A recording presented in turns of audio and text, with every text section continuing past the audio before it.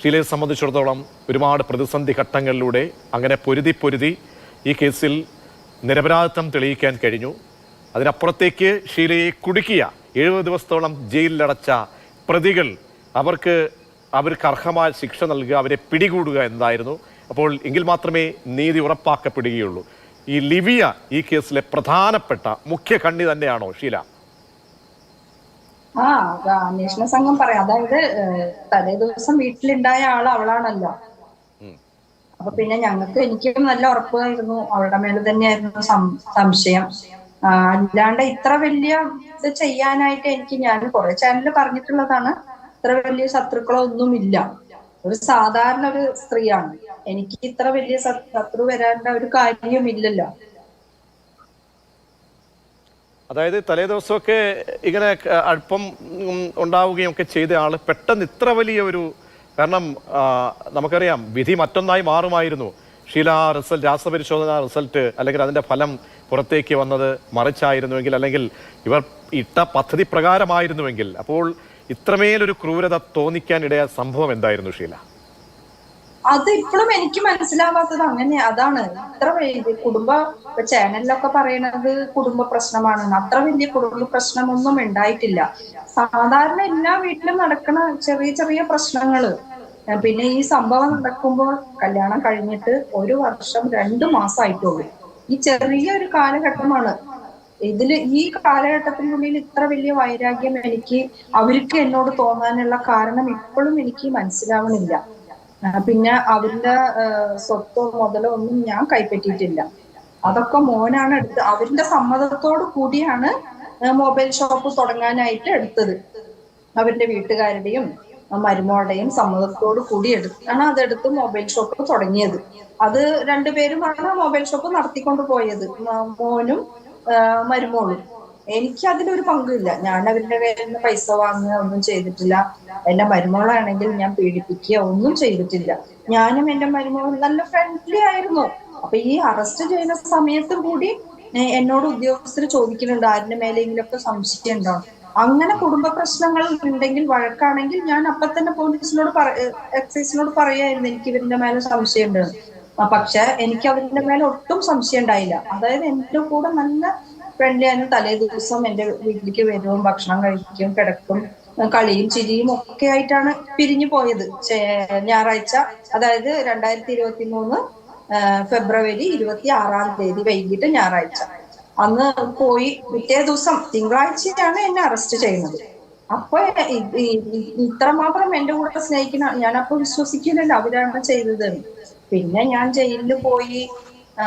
അങ്ങനെയൊക്കെ ആയിട്ടാണ് പിന്നെ ഈ സ്റ്റാമ്പ് ബാംഗ്ലൂരിൽ നിന്നാണ് കിട്ടുക, അങ്ങനെയൊക്കെ പറഞ്ഞപ്പോഴാണ് പിന്നെ ബാംഗ്ലൂരിലുള്ളത് ഇവളാണ്. വേറെ ഞങ്ങളുടെ ബന്ധത്തിൽ അങ്ങനെ ആരും ബാംഗ്ലൂരിലില്ല. അപ്പോഴാണ് പിന്നെ ഇവളുടെ മേലെ സംശയം വന്നത്. തലേ ദിവസം പിന്നെ എന്റെ ഷീലയ്ക്കൊക്കെ ഒരു സംശയം പോലും വക നൽകാതെ വളരെ അടുപ്പത്തോടുകൂടി പെരുമാറുന്നു. മാത്രമല്ല മരുമകളുടെ സഹോദരി എന്ന് പറയുമ്പോൾ വീട്ടിൽ കുറച്ച് സ്വാതന്ത്ര്യമൊക്കെ കിട്ടുമല്ലോ. അപ്പോൾ ഈ വന്നത് തന്നെ, അവിടേക്ക് വരുന്നത് തന്നെ ഇത് ആസൂത്രണം ചെയ്ത് ഈ നാരായണദാസുമായിട്ടുള്ള ഈ ലിവിയുടെ ബന്ധം എന്താണ് ഷീല? നാരായണദാസായിട്ട് എനിക്ക് നാരായണദാസിനെ അറിയില്ല. ഈ കേസ് അല്ല ഞാൻ പറഞ്ഞ ലിവിയുമായിട്ടുള്ള ബന്ധം. ലിവിയുമായിട്ടുള്ള ബന്ധം ഇപ്പൊ അന്വേഷണ സംഘം പറയുന്നതാണ്. ഞാനിവരെ നാരായണദാസിനെ കണ്ടിട്ടില്ല. നാരായണദാസും ലിവിയും ബാംഗ്ലൂരിൽ ഒരുമിച്ച് താമസിക്കുകയെന്നാ പറയുന്നത്. പക്ഷെ വീട്ടുകാര് പറഞ്ഞിട്ടുള്ളത് ഞങ്ങളോട് ഇവള് ബാംഗ്ലൂരിൽ പഠിക്കുകയാണ്. അപ്പൊ ഇവള് ആരോ സ്പോൺസർ ചെയ്യാനായിട്ട് ആരോ ഒരു വ്യക്തി ഉണ്ട് പറഞ്ഞിട്ടുണ്ട്. പക്ഷെ ഇയാളുടെ പേരോ ഞങ്ങളോട് പറഞ്ഞിട്ടില്ല. പക്ഷെ നമുക്കത് അന്വേഷിക്കേണ്ട കാര്യമില്ലല്ലോ. അപ്പൊ മരുമോളുടെ അനിയത്തി, അവളുടെ കാര്യം ഞങ്ങൾക്ക് അന്വേഷിക്കേണ്ട കാര്യമില്ല. അപ്പൊ അത് കഴിഞ്ഞിട്ടാണ് ഇപ്പൊ നാരായണദാസിന്റെ പേര് വരുന്നത്. ഈ ആഫ്രിക്കക്കാരനുമായിട്ട് നേരിട്ട് ആഫ്രിക്കക്കാരൻ്റെ ഈ ലഹരി LSD സ്റ്റാമ്പ് വാങ്ങിക്കുന്നത് ലിവിയ തന്നെയാണ്. അങ്ങനെയാ പറയണത്. ഇതിപ്പോ അവര് പുതിയ SIT ഇതാണല്ലോ ഇത് അന്വേഷിക്കുന്നത്. അവര് ഇപ്പൊ നാരായണദാസാണ് അത് പറഞ്ഞിട്ടുള്ളത്.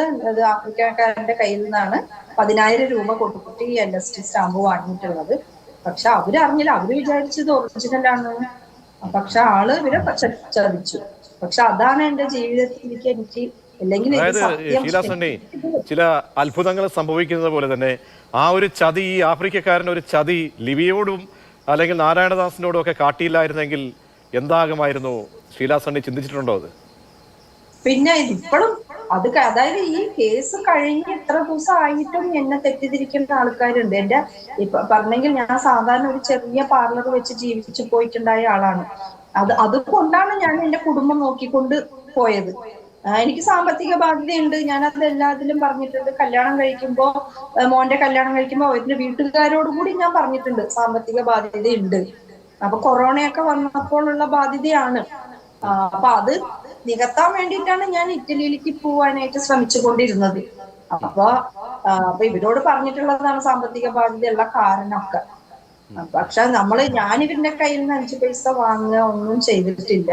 എനിക്കിപ്പോഴും മനസ്സിലാവണില്ല ഇവരെന്തിനു വേണ്ടി അത് ഇങ്ങനെ ചെയ്ത്. എന്നെ വീട്ടിൽ നിന്ന് ഞാനും മകനും നല്ല ബന്ധത്തിലായിരുന്നു. ഇപ്പൊ മോന് എന്റെ എല്ലാ കാര്യങ്ങളും എന്റെ അടുത്ത് വന്ന് പറയുകയും ചെയ്യും. അപ്പൊ അതിപ്പോ കേറി വന്ന മരുമോൾക്ക് അവൾക്ക് ഇഷ്ടാവാതെ കാരണം എന്നെ വീട്ടിൽ നിന്ന് ഒഴിവാക്കാൻ വേണ്ടിയാണോ? പക്ഷെ ഒഴിവാക്കണമെങ്കിൽ ഇതല്ലല്ലോ കാരണം.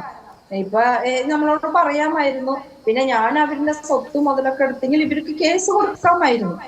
ശരി, തീർച്ചയായും അതാണ് ആർക്കും സംഭവിക്കാൻ പാടില്ലാത്ത ഒരു വലിയൊരു മെസ്സേജായി, സന്ദേശമായി ഷീല എൻ സണ്ണിയുടെ ആ ഒരു സംഭവം മാറണം. കാരണം ഇതിൽ നീതി ഷീലയ്ക്ക് കിട്ടണം. അത് ഈ അറസ്റ്റൊക്കെ ഉണ്ടായാൽ മാത്രമേ കഴിയുള്ളൂ.